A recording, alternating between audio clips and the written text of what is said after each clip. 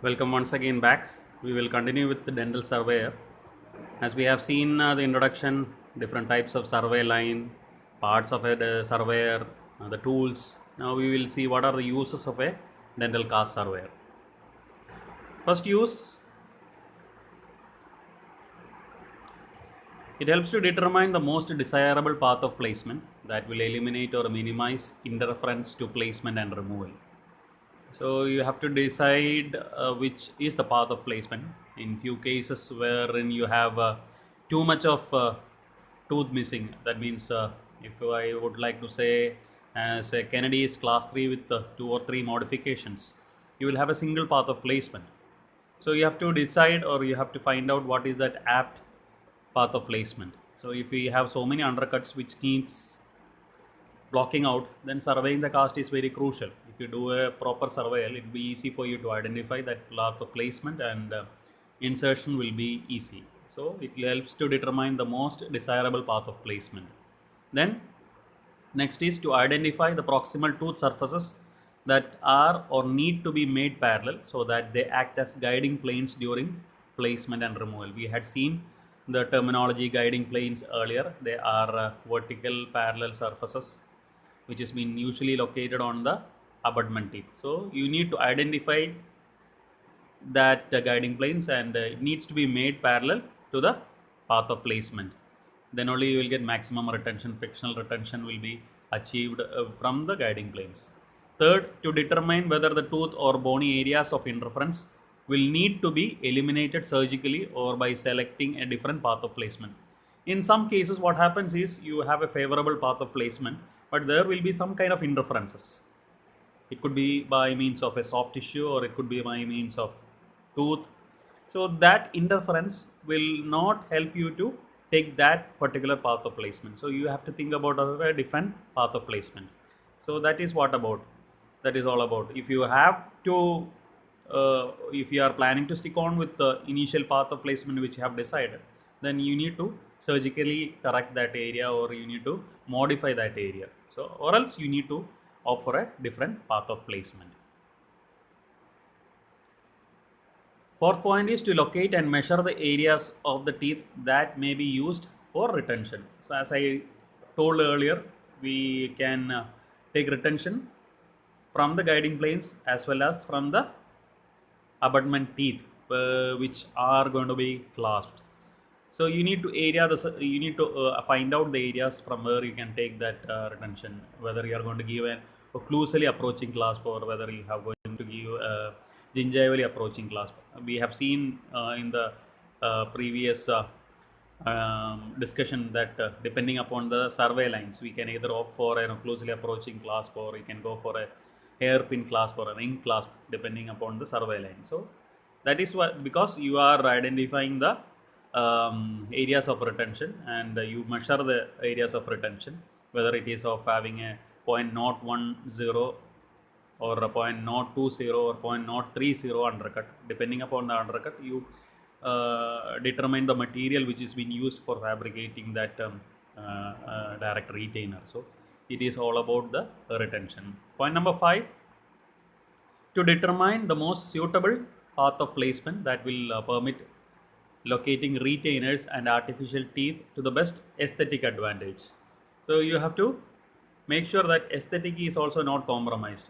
The sole aim of a prosthesis is to provide function, aesthetics, then patient comfort, all has to be taken into consideration. You cannot concentrate entirely on retention. You have to address the aesthetic point of view of a patient also. So that is what it is being. The most suitable path of placement of the retainers has to be selected, which is aesthetically pleasing to the patient also. And point number 6, to permit an accurate charting of the mouth preparations to be done. As you have seen earlier that we talked about contouring the tooth or modifying the tooth when we talked about the survey lines. To achieve a favorable survey line, in case of low survey line, we need to modify the tooth, isn't it? Like that, if you need to do any modification or preparations, like in the first point we had talked about the surgical intervention, correction, point number 3, if I am not a mistake, point number 3, we have talked about the surgical aspect. If there is an interference which we need to eliminate, we would like to eliminate that interference, and we opted for a surgical correction. So that is all comes under mouth preparation. So if you diagnose the case properly, you surveyed the cast, then you can chart out a plan without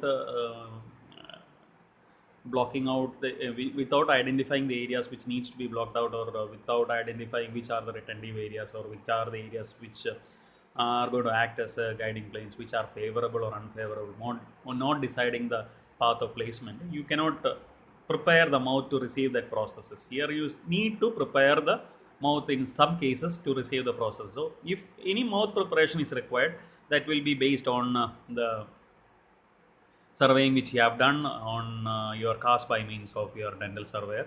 So you will decide this areas needs to be corrected. So that becomes a part of the mouth preparation.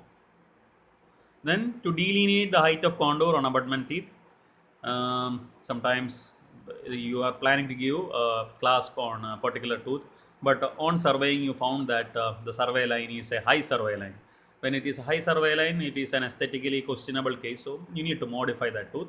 That is what it is. You correct that tooth. So to delineate the height of contour on that abutment tooth, and you correct it. You found out that it is on the occlusal aspect, and you corrected it by means of enameloplasty or a coronal restoration.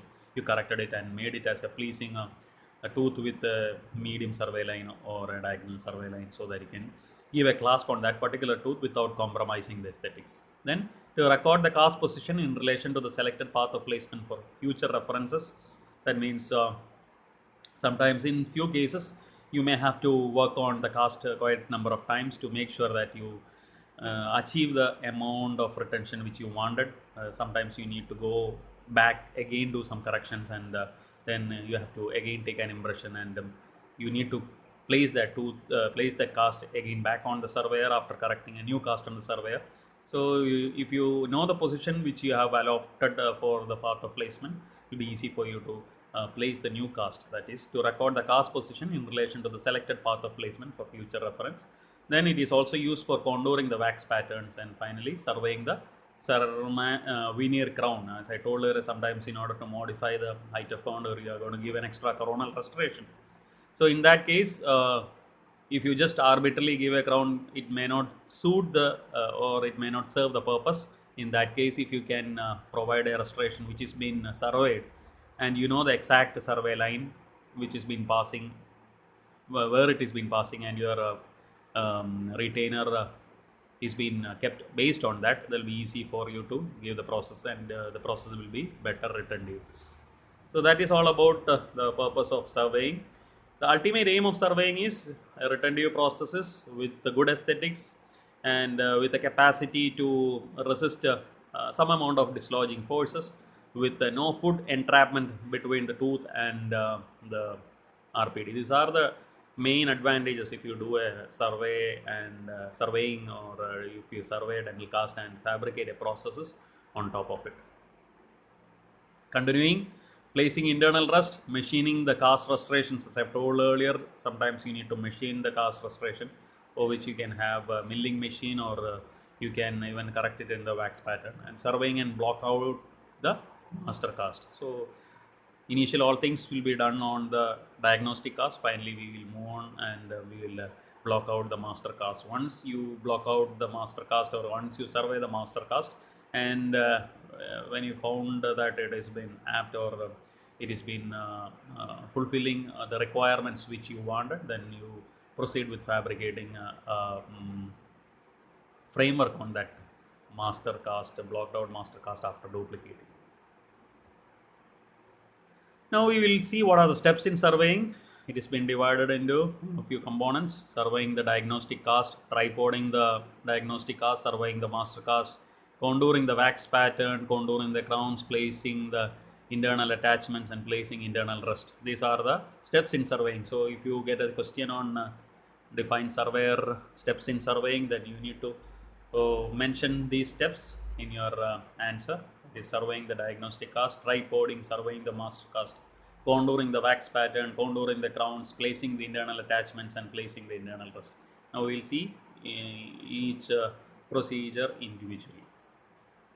So diagnostic cast and master cast surveying, it comes as a two entity, and under diagnostic cast surveying you have identifying the most favorable tilt, that is the tilt which the patient can utilize for placing and removing the processes. We cannot give too much tilt. There is a favorable amount of tilt, maybe 10 degree or a maximum 15 degree, not more than that. Then identifying the path of insertion, tripoding the cast and placing the survey lines. These are the steps which comes under diagnostic cast surveying. And under master cast surveying you have again identifying most suitable path of placement, measurement of retentive areas and clasp location, locate the undesirable undercut which needs to be blocked out. So when you fabricate your refractory cast, it will be easy for you to remove it out from the duplicating material, and again trimming out the blocked out material. So these are the steps which comes under master cast survey. So under diagnostic cast survey, under diagnostic cast survey, you will first examine the occluded diagnostic cast. So you have the patient diagnostic cast with you, and the patient is ready to go for a cast RPD. So you take the preliminary impression and you have the diagnostic cast of the patient. You occlude the diagnostic cast and see what are the situations. So these are the things which you will locate or which you will identify in the occluded diagnostic cast. Indicate the proposed rest areas by short vertical lines on the basis of the cast below the tooth with black pencil. So depending upon the classification, whether it is Kennedy's class 1, class 2, class 3 or class 4, we identify the direct retainer area, and secondary indirect retainer area will identify, and you will mark the areas which needs to be prepared for rest in the tooth, as you have allotted the areas. Particular area you have identified, this is the area where I'm going to give a direct retainer, and this is the area where I'm going to give an indirect retainer based on the primary fulcrum line or secondary fulcrum line, and you mark that area with a pencil on the base of the tooth with a black pencil. That is what it is being done initially with the first thing which you have to do with a occluded diagnostic cast. Then indicate by outlining in red any cuspal relief that need to be provided adequate occlusal clearance for rest spaces. This is very crucial in some cases wherein you cannot achieve enough space for the rest by fabricating a rust seat on the tooth. In some cases you may have to do enameloplasty on the opposing cusp, which or opposing part of the tooth which is going to impinge on that particular area. It might be because of supraeruption, or it could be just because of the integrity of occlusion. Some cases you have tight interdigitation between opposing tooth. In that case, and if the tooth is been untreated, you cannot prepare a rust seat quite deep just like that. So in that case, you don't want a thin rust seat area. You want sufficient relief to that area so that it doesn't break. So in some cases, along with the rust seat preparation, you may have to modify the opposing cusp. That is what it is being told in this point. So if you identify any area which needs correction, that has to be marked in a red pencil. Then examine the lingual aspect of occluded cast for adequate space for cingulum rust. In anterior, sometimes you may not have space for cingulum rust. Usually cingulum rust is given on maxillary, canine, and in few cases maxillary incisors if you have a prominent cingulum. So mostly it is the maxillary canine which has got a problem. So you identify if you have adequate space. If it is not there, you have to modify that area. That needs to be marked with a black pencil. Then indicate with pencil using following symbols the use of tooth placement. There are different types of tooth placement. You have to identify which tooth you are going to place on the edentulous area, and you mark that, whether it could be an acrylic tooth or if it is a metal pondic. Some cases you have to go for a metal pondic with the cast RPD when you don't have sufficient inter-ridge spaces. Some cases you won't have sufficient inter-ridge space. You will have difficulty in placing acrylic teeth. In that case, you go for a metal ponding, which is a part of the framework. So this is how you determine which type of ponding you're going to replace on that particular area, and you mark that. This is to convey, or this is to make sure that this information, this is to make sure that the information is passed to the lab technician, that you're going to place either a metallic ponding, or you're going to place a tube teeth, or you're going to place a reinforced acrylic ponding. So the short form is being entered on the cast on under the edentulous area. Then place the cast on the cast holder at horizontal tilt. That is the first tilt which you are going to place. Examine the teeth to be clasped for favorable retentive undercuts, as well as the shape and contour of the proposed abutment tooth has to be identified, whether it is being satisfactory for you, both in terms of aesthetics and in terms of the amount of retention or amount of undercut which you are going to look into that particular tooth. If the shape and contour of the tooth is not satisfactory, it needs some kind of modification by means of recontouring, and you are going to recontour the tooth to your convenience or to your satisfactory limit, and that is marked with a red crayon pencil. And then determine the most favorable tilt of the cast that will permit proper placement of clasp, minor connector, anterior teeth, and denture base areas. So once from the horizontal tilt, we will make changes, which could be an anterior tilt or a posterior tilt, or a right lateral tilt or a left lateral tilt, determining on these factors, that is the placement of clasp, minor connectors, anterior teeth aesthetics, and denture base. So how to identify the most favorable tilt? Tilt is been identified, or most favorable tilt is introduced, or it's given on to the cast by means of changing the position of the cast. First, the cast which needs to be surveyed is placed on the cast holder, and you are stabilizing the cast to the cast holder with the screw. You tighten the cast onto the cast holder at the standard reference point, that is, it has been parallel to the floor, or it is called a 0-degree tilt, when the occlusal surface of the teeth is parallel to the platform of the surveyor, or a platform of the to the parallel to the floor. Then the ball and socket design of the table helps to change the tilt of the cast, and that is how you determine the most favorable tilt. Either you tilt it anteriorly to see whether you're getting adequate retention from that. You tilt it posteriorly to see it whether you are getting retention. Sometimes you may have to tilt it to a particular lateral aspect, left lateral or right lateral, and you identify the most areas of retention. If you have a particular retention, if you have more number of teeth providing retention on tilting to the left lateral side, then you keep that tilt. The only thing you have to remember is the extent of tilt. You cannot tilt it too much.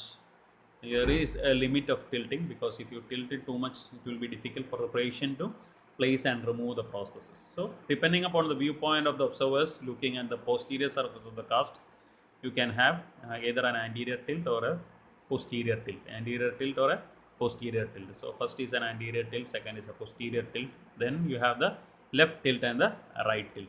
You can appreciate the tilt in the diagrams and the screen. These are the factors which determine the most favorable tilt of a cast. So this is a very important slide which you need to keep into consideration. These are the 4 factors which help you to identify the most favorable tilt of a cast. They are retention, interferences, aesthetics, and guiding planes. To be precise, the presence of suitable undercuts, that is for retention, elimination of hard and soft tissue interferences, creation of desirable aesthetics, and establishment of appropriate guiding planes. These are the factors which determine a favorable tilt of a cast. Coming on to retentive undercuts. Retentive undercuts. Ideal abutment should consist of an undercut of 0.010 or 0.020 inch, and it should be located always on the apical third of the clinical crown. If it is on the apical third, it will be very easy for you to utilize that. If it is on the upper surface, it will be difficult because the springiness of a clasp will depend upon the length of the clasp arm. So if you have it on the apical third, you will have a longer clasp arm. So you have a flexible clasp which is of good retention, and you have a more surface area covering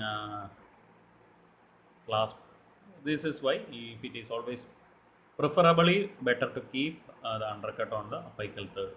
The retentive undercuts are not present, it is created. There are two ways of creating, usually by means of either enameloplasty or placing fixed restorations.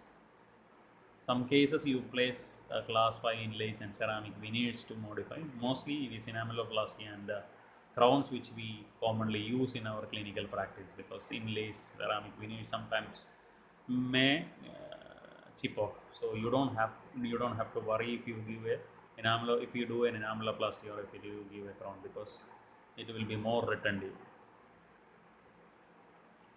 So this is an illustration of how you are going to change the tilt to produce a favorable undercut. So first picture, it is quite evident that there is no undercut when the cast is horizontal. That is, you are keeping the occlusal surface parallel to the you're keeping the occlusal surface parallel to the floor. Then in B, you can see there is an apparent undercut created by tilting the cast laterally. So you have an undercut which has been present on the apical third on one side and on the occlusal side on the other side. Then clasp arm placed in this false undercut do not provide any resistance to movement along the path of placement. So the clasp arm placed in this false undercut do not provide any resistance to movement along the path of placement. So you can easily place the tooth in that undercut. Place the clasp on that undercut, and you can utilize that undercut. So by means of just tilting, you are going to achieve the favorable path of placement, but this is not always possible. As you have seen the clasp arms, you can see that when you place it made it parallel, there is no much undercut present. So placed in this false undercut do not provide any resistance to movement along the path of displacement. So here it is, you tilted the cast to achieve the undercut, but that undercut is not sufficient enough to provide retention. Again, you need to create an undercut. So sometimes you get an illusion that by tilting you get more retention, or you are going to engage an undercut, but that is not true. So this is basically to say that tilting to a certain degree only provide sometimes may not provide an undercut. If you exaggerate or if you apparently tilt the tooth or tilt the cast, then you can get an undercut. That is not always possible. You have to be very careful when you tilt the cast to achieve a retention or to achieve a retentive undercut. Moving on with the second factor, that is interference. Then you have two more factors which have to be considered. They are guiding planes and aesthetics.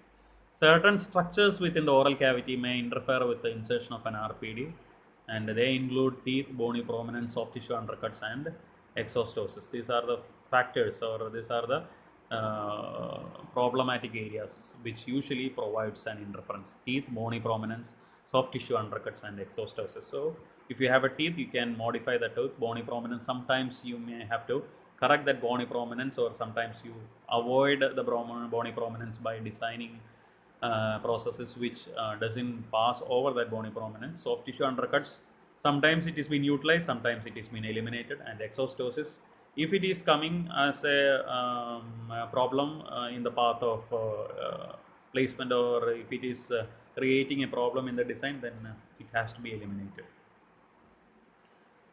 Interferences again is corrected by means of tilting the cast and by surgical interference. So more than achieving a retention by tilting, it is the interference which has been corrected by means of tilt. So if you have too much of interference, that can be corrected by tilt. So you have to, if I am going to say which I, with the tilt of the cast, I would like to avoid maximum number of interferences by tilting the cast and helping the path of placement. Never I would like to take retention by means of tilt. So this is another method of achieving retention or path of placement, getting a proper path of placement by means of tilting the cast. In maxillary arch, the interferences usually which you encounter are maxillary arch, palatal torus, bony exostosis or undercuts, sometimes facial tipping of teeth, and when maxillary edentulous anterior area, you get sometime noticeable undercut. So that also needs to be corrected, otherwise the retention will be compromised. These are the interferences maxillary arch. So palatal tori, see the palatal tori on the palatal aspect. So it is an interference to the major connector. So either you can think of a design which is bypassing the tori, or you can correct that tori surgically and go ahead with the design which you have, or major connector design which you have thought about in giving in the RPD. Bony exostosis, you can see on the lateral side bony exostosis that can act as a common problem or interference. It will act as a source of food accumulation. Surgical correction is the most preferred treatment for bony exostosis or undercuts. Facial tipping, again the facial tipping of the posterior teeth in maxillary arch is usually seen. They have got a tendency to tip facially, will lead to migration of the height of condor more occlusally on the buccal surface and more apically on the lingual surface. So you cannot achieve or you cannot give a good clasp on that particular teeth because the height of condor is occlusally, and as we all wanted the height of condor at the apical third or undercut at the apical third for maximum retention. Then again cause associated soft tissue to be in an area of undercut if you have a facial tip. That is also again a sign of compromising the aesthetics. You can correct the facial tipping by changing the tilt if it is unilateral, or sometimes you may go for enameloplasty, or you have to go for a surveyed crowns, then only you can correct the facial tipping.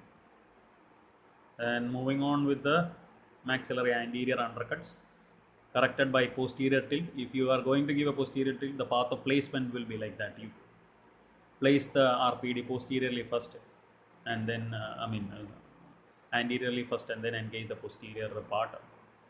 Or you can either correct it by means of eliminating the anterior flange of the denture base and butting the replacement teeth directly against the edentulous. You won't have any anterior flange as such. You are just placing or replacing teeth in close proximity to the denture base. This is also another way of correcting the interference or undercuts which has been present in the anterior region. Most of the anterior tooth replacement, you encounter this problem of noticeable undercut in the anterior region, and if you cannot negotiate that the undercut, it will be a difficult problem, and the patient will get trauma if you try to keep the flange extending into the undercut, and they will have a difficulty in a path of placement. So these are the two ways of by which you can correct that. Then interference in the mandibular arch, you have mandibular tori, another palatal, another bony prominence similar to the palatal tori. Lingual tipping of the teeth usually seen in a few cases, which is a very difficult problem to be corrected. In most of the cases, we have to go for an enameloplasty or a crown or some sort of modification. Otherwise, the path of placement is difficult because most of the major connectors which is you see in a mandible has got a lingual force, and you cannot modify anything much on the major connector.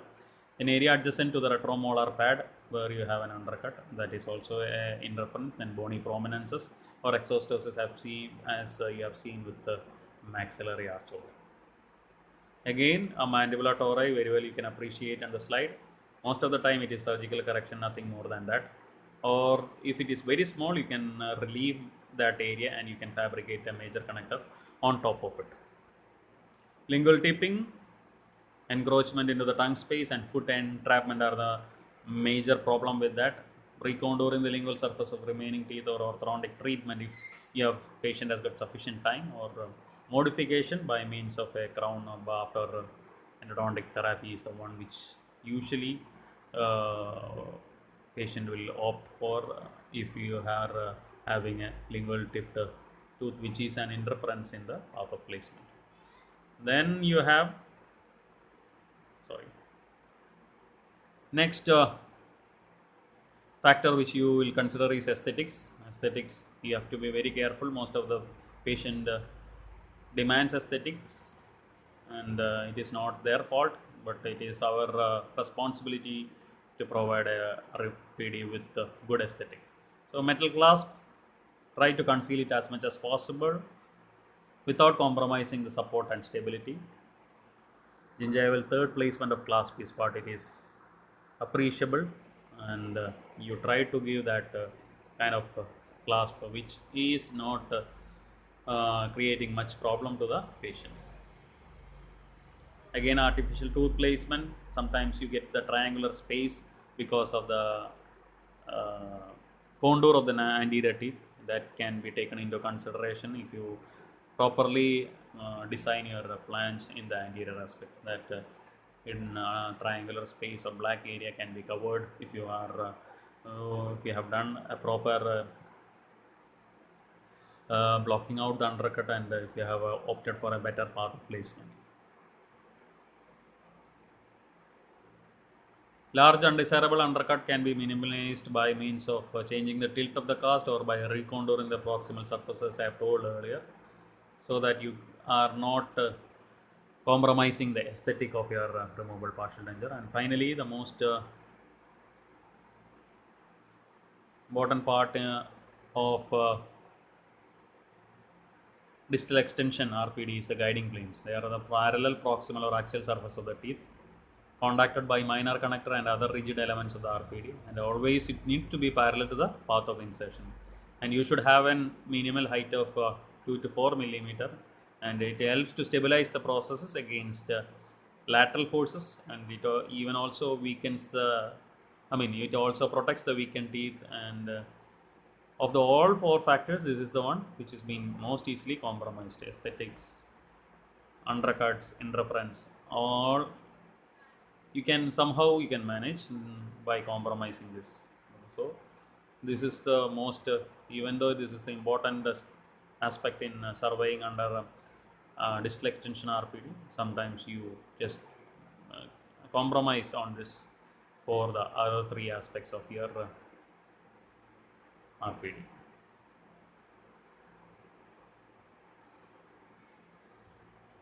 With this, we will stop today. We will continue with the topic in the next session.